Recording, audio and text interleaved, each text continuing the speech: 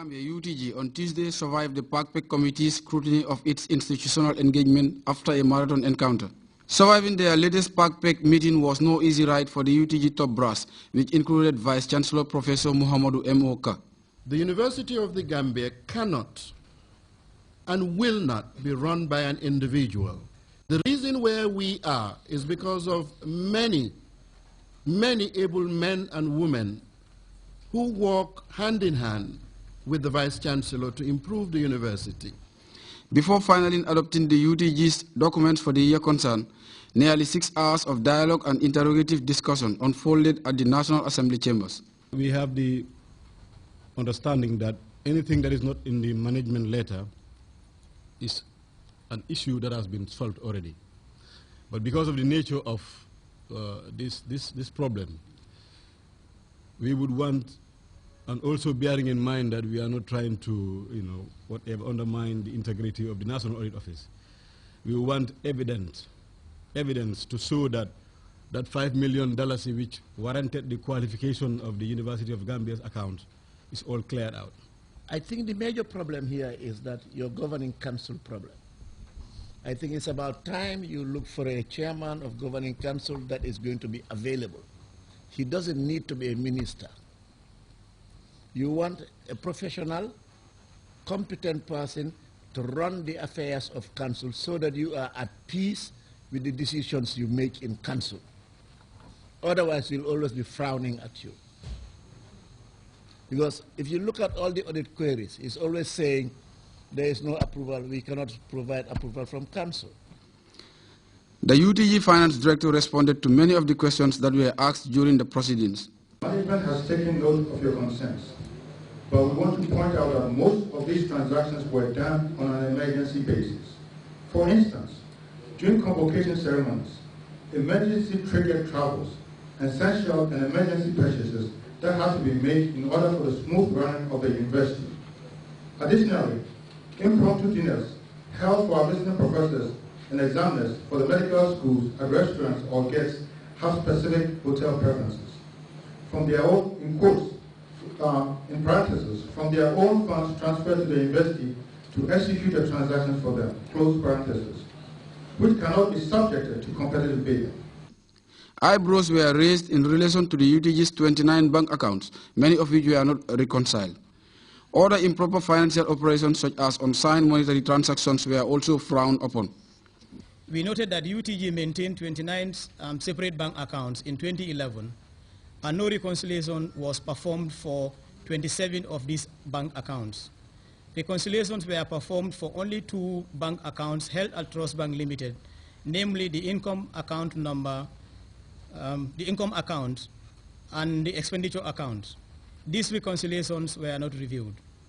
Monthly bank reconciliation for the income account were not done, but instead a single reconciliation was performed covering the period January through December 2011. This reconciliation statement has huge reconciling items which were not cleared and still outstanding as at the time of the conclusion of the audit. Many deputies hailed the courage of Vice-Chancellor Ka and his team in accepting areas of failure and weakness.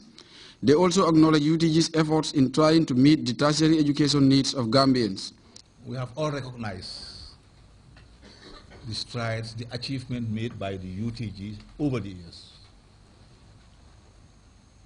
We are all in this country, and we know the successes that the UTG have actually made over the years.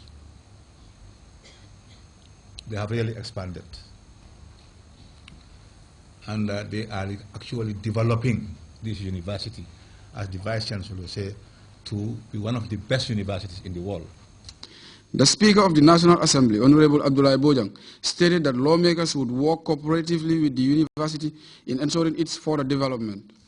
Established by an Act of Parliament in 1999 to, among other things, cater for the Gambia's tertiary education needs, the Gambia's only university has a pile of salient issues around its operations.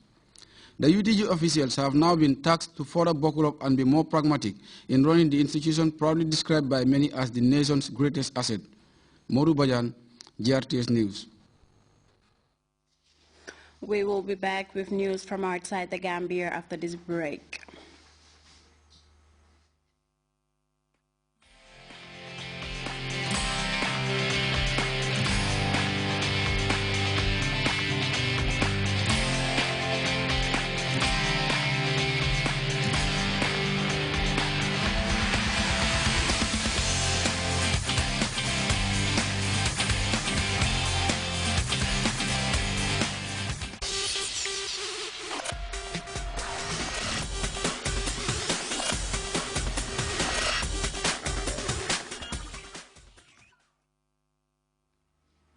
Welcome back. The party of the former Ivorian president, Laurent Gbagbo, is staging a number of rallies across the country to garner support and revive the former ruling party. Hundreds of party supporters of the FPI gathered in the capital, Abidjan, in a show of support to the new leader, Pascal Affi-N'Guessan. As we hear in this report, mistrust between the party and the government is hampering efforts to reconcile the country. The party's colors for the occasion. It was the first rally that Pascal Affi-N'Guessan attended after his release on parole 7 months ago. At Inshallah Square in Kumasi, the crowds were not as big as expected on Friday, but the fervor was there, and once on stage, the leader of the Ivorian Popular Front, the FPI, lacked no enthusiasm. Dialogue, too, is a power struggle. This is why we're holding this rally. We are going to start a dialogue, but you must stay mobilized in the neighborhoods, on the streets, in the villages. Affi-N'Guessan is planning to hold such rallies in all 10 communes of Abidjan. A second one took place on Saturday, this time in Marcory. In the crowd was Marcel Gossio, the former director of the port of Abidjan, just back from exile. It's great to see the party's mobilization. All this compassion, solidarity, and support has been a long time coming. For these get-togethers, the party is using its campaign song from 2010, a tribute to Laurent Gbagbo. On stage is the same well-polished speech, a call for dialogue and reconciliation with former enemies. But the mistrust has not disappeared. The arrest of Michel Gbagbo, the former president's son, at Abidjan airport will not help calm things down. Arresting Michel Gbagbo is a useless act of provocation. We know very well that it's the FPI that you are challenging. 3 years after the end of the Ivorian crisis, the wounds have yet to heal. The FPI's rally scheduled for today in Abobo, one of the bastions of President Ouattara's supporters, was cancelled following protests from the local community. Amidst violence and chaos in the Central African Republic, one radio station is trying the impossible. That is, fostering dialogue between the Salika and Balaka militias, which are both blamed for horrendous human rights violations across the country. Recently, the United Nations warned that the CAR risked being divided into two religious entities, forcing the government of Catherine Samba to call for an end to hostilities between the two factions. An idea of how many houses have been burned? Providence is a journalist in the Central African Republic. There, right in front of us, are the anti-Balaka.